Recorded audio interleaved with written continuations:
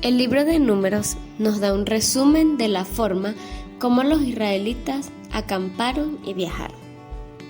Es un buen compendio de los hechos que ocurrieron con el pueblo de Israel en el Sinaí, Cades y Moab. Por eso podemos dividir este libro en 3 partes, que son 3 lugares donde ellos estuvieron. 1. Sinaí, donde Dios prepara a Israel para heredar Canaán. 2. Cades, la gente pierde el derecho a la herencia. Y número 3, Moab, donde Dios prepara una nueva generación para poseer Canaán.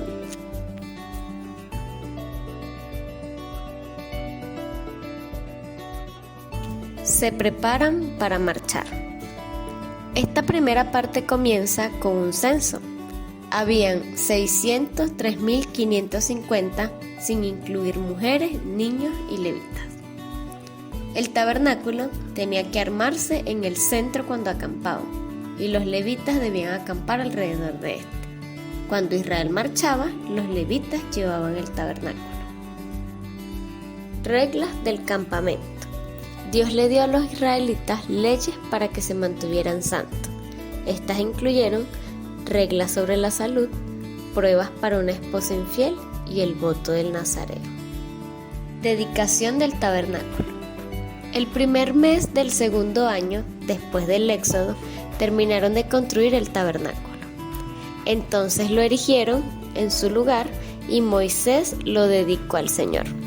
Moisés también apartó a Aarón y a la tribu de Leví para ministrar allí. Dirección divina a Canaán. Los israelitas continuaron su viaje por el desierto después de su estadía en el monte Sinaí. Dios los guiaba con una columna de nube durante el día y de noche les daba luz con una columna de fuego.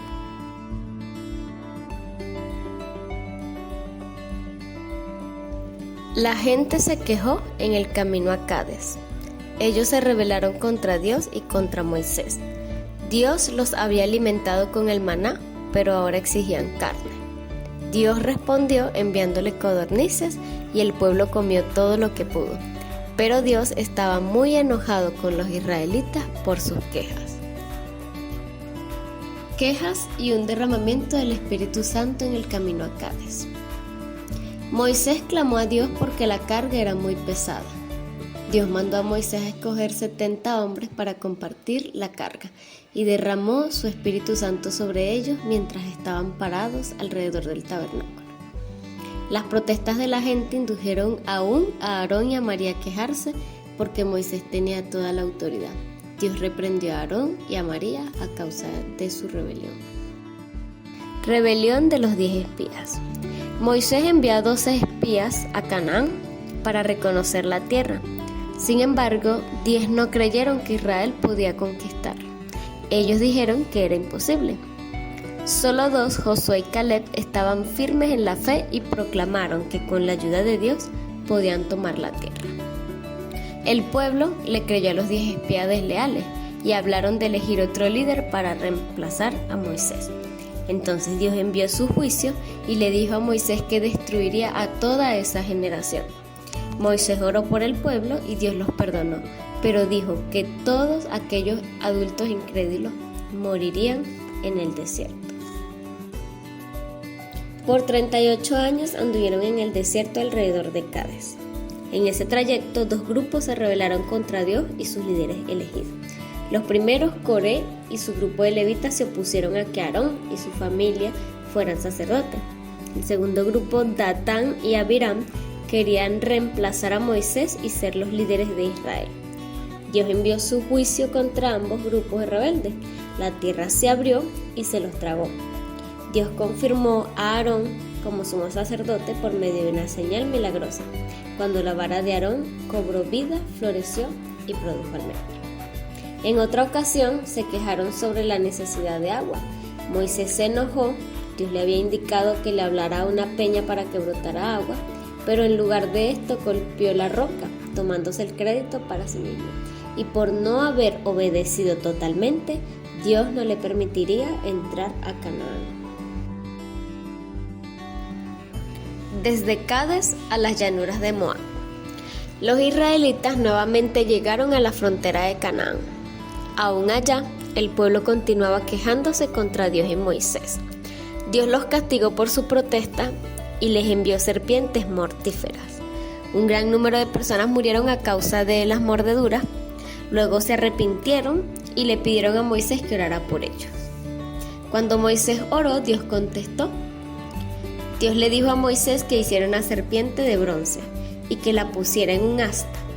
Los que eran mordidos por una serpiente miraban la serpiente y vivían. Israel viajó al sur y llegó alrededor de las regiones de Edom y Moab. Dios no les permitió luchar contra Moab, la nación de Rut, pero conquistaron a Sehón, rey de Hesbón, y a Og, rey de Basán.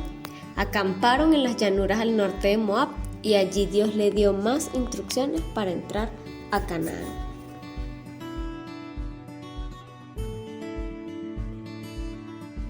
Balac y Balaam. Balac, el rey de los moabitas, tenía temor porque los israelitas acampaban cerca de su país. Así que trató de contratar a un profeta llamado Balaam para maldecir a los israelitas. En el camino, Balaam se asombró cuando Dios le habló por medio de su asno. Entonces, el ángel del Señor le ordenó a Balaam decir solo lo que Dios le diera para hablar. 4 veces Balaam bendijo a Israel y cada vez Balac se enojaba más. Aún así, fue mediante el consejo de Balaam que él aprendió cómo llevar a los israelitas a idolatría y al pecado sexual. Esto trajo el juicio de Dios sobre Israel. Una plaga mató a 24,000 israelitas. Se detuvo cuando Finehés, el hijo de Eleazar, usó una lanza para traspasar los cuerpos de un hombre israelita y su amante, una mujer madianita. Luego, los israelitas mataron a Balaam. El segundo censo. Después de 38 años de vagar, hubo un segundo censo. El número de hombres combatientes era de 601,730. Esta generación estaba lista para confiar en Dios y poseer la tierra prometida. Josué, el nuevo líder. Moisés anunció que Josué sería el nuevo líder de Israel.